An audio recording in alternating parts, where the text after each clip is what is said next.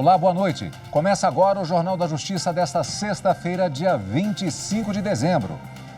Por maioria, o plenário do Supremo Tribunal Federal decide que lei estadual pode impedir o corte de energia por inadimplência durante a pandemia. Isso desde que seja preservado o núcleo da regulação sobre o fornecimento de energia elétrica e água, que é de competência da União. Esse é um dos destaques da edição de hoje. E você confere também. O presidente do Superior Tribunal de Justiça determina que inquérito envolvendo o advogado suspeito de influenciar a Lava Jato seja enviado ao STJ. Plataformas digitais apresentadas pelo CNJ ajudam a monitorar a saúde mental de servidores do Poder Judiciário. E na retrospectiva 2020, vamos rever como foi o julgamento pelo plenário do Supremo, que decidiu pela validade do chamado inquérito das fake news.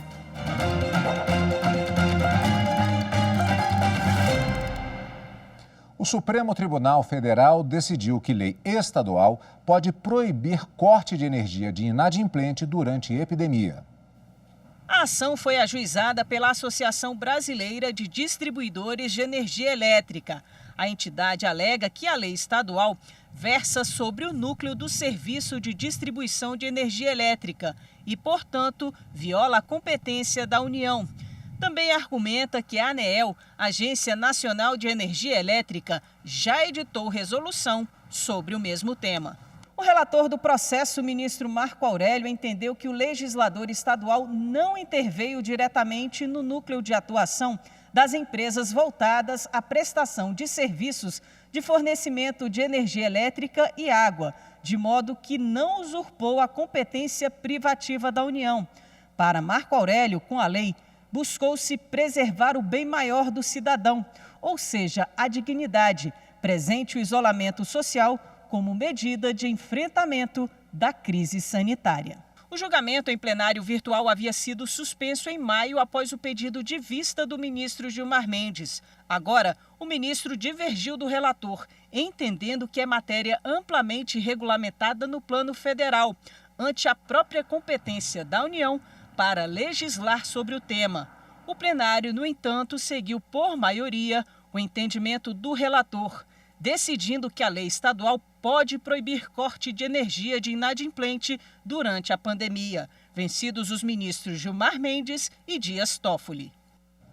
A ministra Rosa Weber, do STF, determinou que o Tribunal de Contas da União apresente um laudo econômico-financeiro sobre o processo de desestatização da Companhia Energética do Piauí. Ela é relatora de uma ação em que o Estado do Piauí alega ter sofrido prejuízos econômicos pela demora na venda e privatização da distribuidora.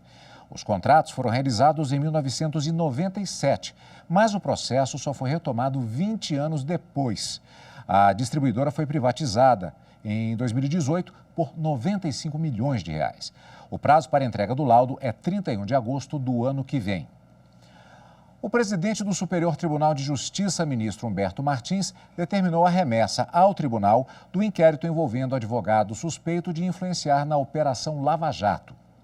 O presidente do STJ, ministro Humberto Martins, determinou a remessa do inquérito que investiga o advogado Nitalmar Dias Ferreira Filho, acusado pelo Ministério Público de vender facilidades junto ao juiz Marcelo Bretas, responsável pela Operação Lava Jato no Rio, para que o tribunal possa dar sequência às apurações.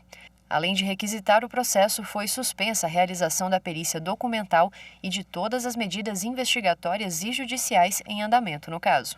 Ao conceder liminar em reclamação ajuizada pelo advogado, o ministro afirmou que a plausibilidade do direito alegado está evidenciada, porque documentos juntados aos autos indicam, em princípio, que o reclamante é advogado e está sendo investigado por ter relações supostamente ilegais com o juiz Marcelo Bretas e com procuradores da República que oficiam nessa força-tarefa. Na reclamação, o advogado alegou que a perícia no material apreendido em diligência está marcada para ocorrer até 1º de fevereiro do próximo ano e que ela poderá ser anulada pelo reconhecimento da incompetência do juízo que determinou a medida. Nitalmar Dias pediu que o STJ seja declarado o foro competente para processar e julgar os fatos, já que a investigação inclui autoridades da Procuradoria Regional da República no Rio de Janeiro, que tem foro privilegiado.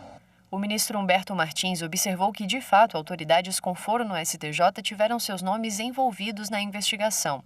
O ministro explicou ainda que a urgência do caso também autoriza a concessão da liminar, porque há o risco de dano caso as investigações continuem em foro incompetente enquanto não é julgado o mérito da reclamação.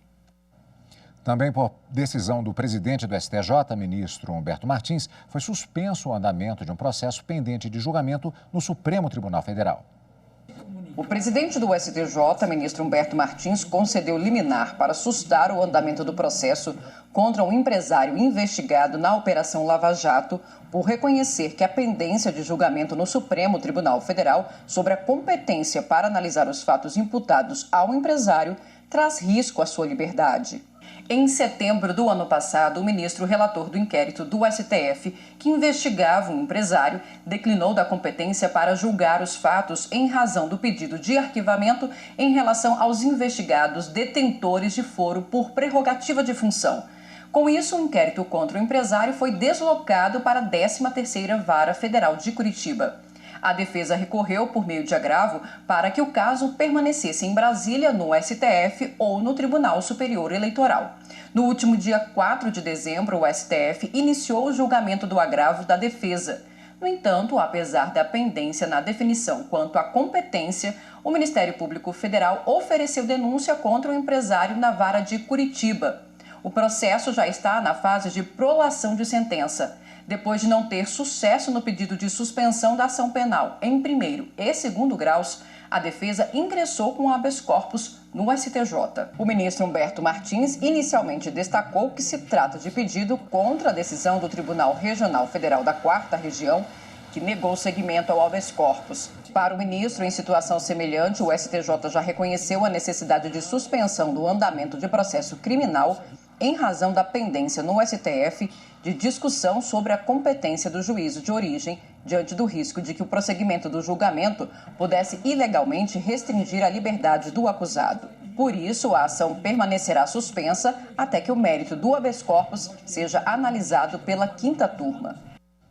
As plataformas digitais estão auxiliando o monitoramento da saúde mental de servidores do Poder Judiciário. Elas foram apresentadas no desafio de inovação do Conselho Nacional de Justiça para aperfeiçoar o planejamento de ações que melhorem a qualidade de vida dos trabalhadores. Atualmente, a engrenagem do Poder Judiciário é movida por mais de 18 mil magistrados e quase 270 mil servidores. E durante a pandemia da Covid-19, o Conselho Nacional de Justiça procurou entender um pouco mais sobre a saúde mental dos trabalhadores. 47% dos que responderam ao CNJ disseram se sentir mais cansados do que antes da quarentena. 42% tiveram piora no humor e 48% alteração na rotina do sono. Entre os sentimentos que mais tiveram por causa do distanciamento social, o medo atingiu metade dos participantes, seguido de desânimo, gratidão, vontade de ajudar e esperança. Diante disso, o CNJ lançou um desafio: plataformas digitais que ajudem a identificar fatores de risco para a saúde mental de servidores e magistrados, principalmente situações que levem a transtornos como a síndrome do esgotamento profissional, conhecida como burnout, depressão e ansiedade. A plataforma Care foi uma das selecionadas. Ela oferece um chat para que os trabalhadores conversem sobre o estresse e possam medir o quanto estão estressados. Disponibiliza também recursos online para melhorar a qualidade de vida e obtém estatísticas para que os gestores possam implementar soluções que valorizem as necessidades de todos. A ideia é, por meio de um chatbot, oferecer o rastreio dos fatores de risco psicológicos e do estresse para os servidores. O chatbot tem um algoritmo especializado em que ele rastreia esses riscos de maneira anônima. E num segundo momento, então, os gestores têm a possibilidade de acessar esses dados populacionais, naturalmente que de forma anônima também, para ter uma tomada de decisão custo-efetiva em saúde. A plataforma Lise também foca na solução. O assistente virtual tem recursos de inteligência artificial para engajar magistrados e servidores avaliados. As respostas são supervisionadas por profissionais de saúde mental e permitem diagnósticos precisos sobre o ambiente de trabalho. A plataforma Lise é uma solução tecnológica que conta com um assistente virtual programada com fluxos de conversas inteligentes, integrados a aplicativos de troca de mensagens como WhatsApp, Telegram ou aplicativo próprio com recursos de inteligência artificial, a fim de colher indicadores para gestores da saúde, promover um plano de ação a fim de promover saúde e bem-estar no ambiente de trabalho. Veja a seguir como um projeto do TRF da Primeira Região e da AGU está ajudando a ampliar o acesso ao benefício previdenciário rural. Voltamos rapidinho.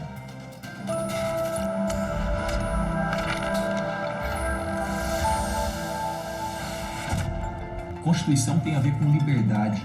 É uma garantia do cidadão em face do Estado. Por isso, é a lei mais importante do país. Todas as demais leis, sejam federais, estaduais ou municipais, devem obediência à Constituição. Precisamos conhecer bem a nossa Constituição.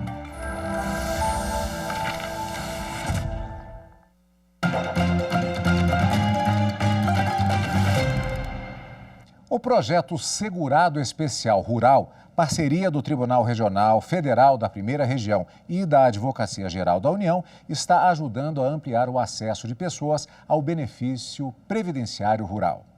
Cerca de 1.100.000 processos que tramitam pela Primeira Região da Justiça Federal tratam de temas relacionados à Previdência Social.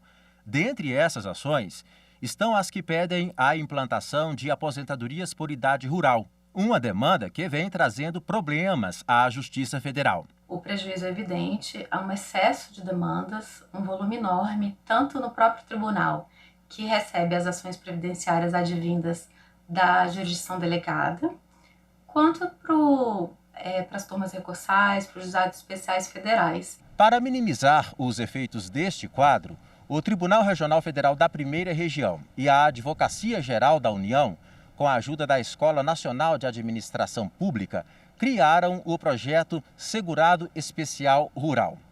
A ideia é identificar os principais obstáculos encontrados por quem procura a justiça para conseguir a implantação de um benefício, seja ele a aposentadoria rural ou uma pensão, por exemplo. Uma das medidas em andamento é a elaboração de um formulário digital que vai reunir dados integrando a lógica dos requisitos formais de uma petição inicial. E essa petição inicial via formulário atende também esse objetivo de deixar um pouco mais nas mãos do segurado especial esse ajuizamento dessa ação e tudo numa linguagem simples, numa linguagem amigável. Nas seccionais da Bahia e do Acre, onde o projeto foi testado, já dá para sentir uma ampliação na porcentagem de resolução dos casos referentes à concessão de benefícios. Em 6 meses, 70% dos processos foram resolvidos na Bahia e 50% no Acre. E como resultado, nós temos um incremento sensível na conciliação, a média de 50% desses processos já é feita a proposta de acordo com o tópico de contestação, com grande aceitação das partes e uma redução significativa do tempo médio de tramitação dos processos. A atuação da Advocacia Geral da União em defesa da Fundação Nacional de Saúde consegue impedir o pagamento de FGTS indevido a servidores da entidade. Acompanhe na reportagem de Larissa Graciano. A AGU conseguiu impedir na Justiça que a FUNASA, Fundação Nacional de Saúde, tivesse que pagar mais de 9 milhões de reais de restituição de FGTS para seus servidores. Os profissionais da FUNASA buscavam o pagamento do benefício do período de 1990 até 2020. Antes de 1990, os servidores eram regidos pelo vínculo seletista, mas a partir da década de 90, migraram para o regime estatutário. Mas como não fizeram concurso público, eles alegam que a mudança seria ilegal e que ainda teria um vínculo seletista e com direito ao fundo de garantia. Mas para a AGU, a mudança de regime foi legal e por isso os procuradores defenderam que, além da Justiça do Trabalho não ser a instância competente para atuar em causas de servidores públicos, já existem decisões vinculantes que vão na contramão do pedido do grupo. Só em 2020 foram propostas 85 ações rescisórias que somam mais de 12 milhões de reais. A AGU já conseguiu evitar o pagamento ilegal de quase 10 milhões. Essas ações são importantes não só pela economia que representam os cofres públicos, na medida em que não há o pagamento de FGTS a servidores estatutários, o que é indevido, mas também por evitar que estes servidores venham a obter prejuízos com a reversão de regime, pois o recebimento de FGTS implica no reconhecimento da natureza seletista do vínculo, o que impede o recebimento de verbas de natureza estatutária, bem como a aposentação por este regime. No próximo bloco tem a retrospectiva 2020 com os destaques do plenário do Supremo Tribunal Federal. Voltamos já.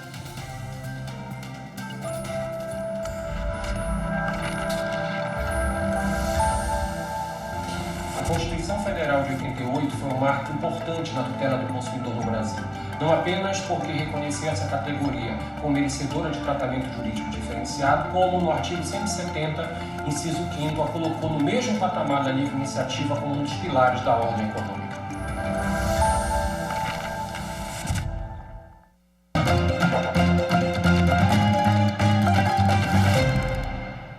Retrospectiva 2020. O ministro Marco Aurélio, em junho, completou 30 anos na Suprema Corte do país. Ele foi homenageado por ministros, magistrados e pelo então presidente do Supremo, o ministro Dias Toffoli. Vamos rever.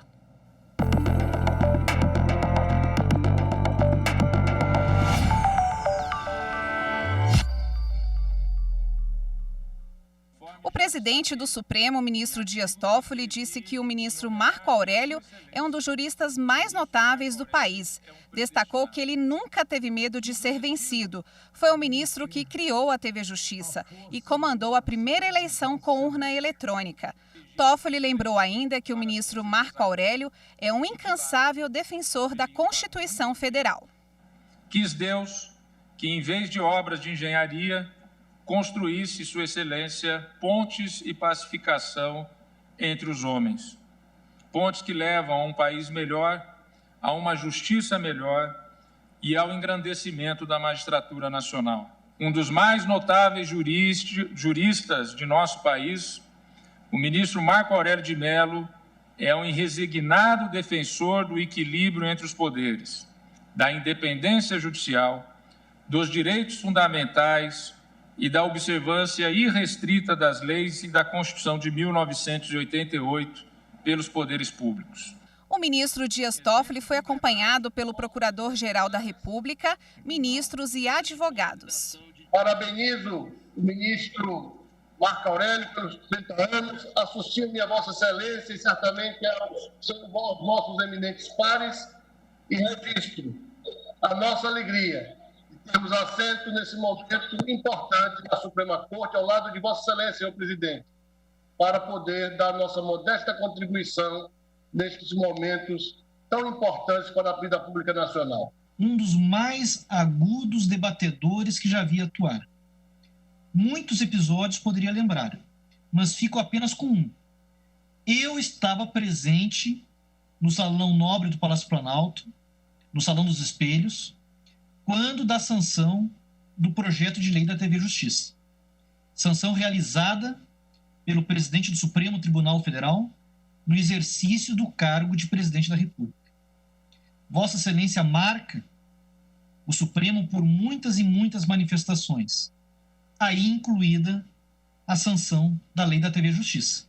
Também um cumprimento pelos 30 anos de judicatura no Supremo Tribunal Federal, registrando o prazer e a honra de compartilhar esse colegiado com Sua Excelência. O ministro Marco Aurélio representa para nós, advogados, um fôlego democrático e um espírito de esperança, de consolidação de direitos e garantias fundamentais. Eu, em nome da advocacia, em nome do Colégio de Presidente de Institutos de Advogados do Brasil, não poderia deixar de consignar a nossa adesão.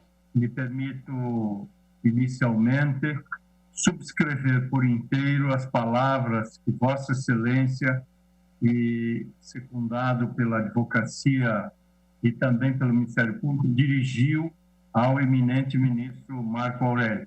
Subscrevo por inteiro e cumprimento o nosso eminente vice-decano. O ministro Marco Aurélio agradeceu as homenagens e disse que ainda hoje, quando recebe um processo, é como se fosse o primeiro da vida dele na magistratura. Sempre tive essa concepção, um simples servidor dos meus semelhantes.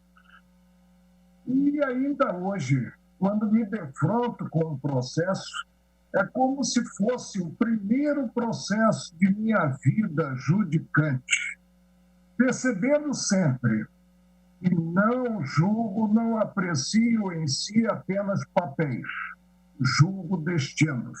E procuro atuar segundo minha formação técnica, segundo minha formação humanística, com pureza d'alma, compreendendo que integra um colegiado. E costumo dizer que tem sempre razão a maioria, a douta maioria formada. E aceito porque no colegiado não disputo coisa alguma, apenas no somatório de forças distintas dou a minha contribuição. Ainda em junho deste ano, o plenário do Supremo Tribunal Federal decidiu pela validade do chamado inquérito das fake news. A investigação apura a disseminação de notícias falsas, além de ofensas e ameaças contra os ministros da Corte. Por 10-1, prevaleceu o entendimento de que a portaria da presidência do STF, que deu início às investigações, é constitucional. Vamos rever.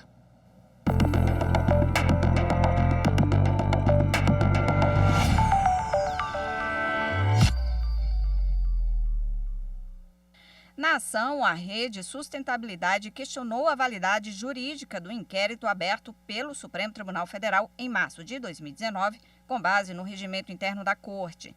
De acordo com o partido, as investigações começaram sem indicar alvos determinados e sem mencionar se os investigados estariam sujeitos à jurisdição do Supremo.